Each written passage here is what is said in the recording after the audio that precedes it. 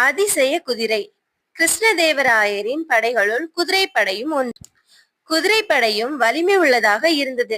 சண்டை இல்லாத காலங்களில் குதிரைகளை பராமரிக்க மந்திரிகளில் ஒருவர் ஒரு யோசனை சொன்னார். அதாவது, ஒரு வீட்டிற்கு ஒரு குதிரையையும் அதற்கு தீனி போடுவதற்கு ஒரு குறிப்பிட்ட தொகையும் கொடுக்கப்பட்டு வந்தது.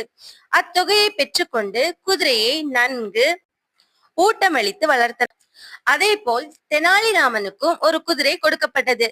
ஆனால் தெனாலிராமனோ ஒரு சிறிய கொட்டகையில் குதிரையை அடைத்து வைத்து புல் போடுவதற்கு மட்டுமே ஒரு சிறிய துவாரம் வைத்திருந்தான். அந்த துவாரத்தின் வழியாக புல்லை நீட்டியவுடன் குதிரை வெடுக்கென வாயில் கவ்விக்கொள்ளும். மிகவும் சிறிதளவு புல் மட்டுமே தினமும் போட்டு வந்தான். அதனால் அக்குதிரை எலும்பும் தோலுமாக நோஞ்சானாக இருந்தது. குதிரைக்கு தீனி வாங்கி போடும் பணத்தில் தெனாலிராமன் நன்கு உண்டு கொளுத்தான். ஒரு நாள் குதிரைகள் எப்படி இருக்கின்றன என்று காண அனைவருக்கும் செய்தி அனுப்பி குதிரைகளை அரண்மனைக்கு அழைத்து வர உத்தரவிட்டார் மன்னர். அதன்படி குதிரைகள் அனைத்தும் அரண்மனைக்கு கொண்டு வரப்பட்டன. மன்னர் குதிரைகளை பார்வையிட்டார்.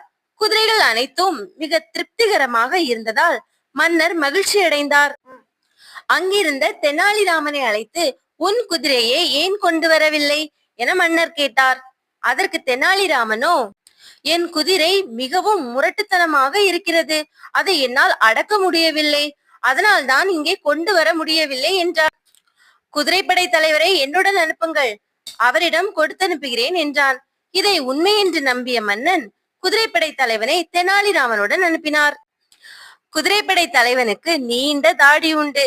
குதிரை படைத்தலைவரும் அந்த துவாரத்தின் வழியாக குதிரையை எட்டி பார்த்தார். உடனே குதிரை அது புல்தான் என்று நினைத்து அவரது தாடியை கவ்வி பிடித்து கொண்டது. வலி பொறுக்க மாட்டாத குதிரைப்படை தலைவர் எவ்வளவோ முயன்றும் தாடியை குதிரையிடமிருந்து விடுவிக்க முடியவில்லை. இச்செய்தி மன்னருக்கு எட்டியது. மன்னரும் உண்மையிலேயே இது முரட்டு குதிரையாகத்தான் இருக்கும் என்று எண்ணி தெனாலிராமன் வீட்டுக்கு விரைந்தார். அக்குதிரையின் வாயில் குதிரைப்படை தலைவரின் தாடி சிக்கி இருப்பதை அறிந்து அந்த கொட்டையை பிரிக்க செய்தார்.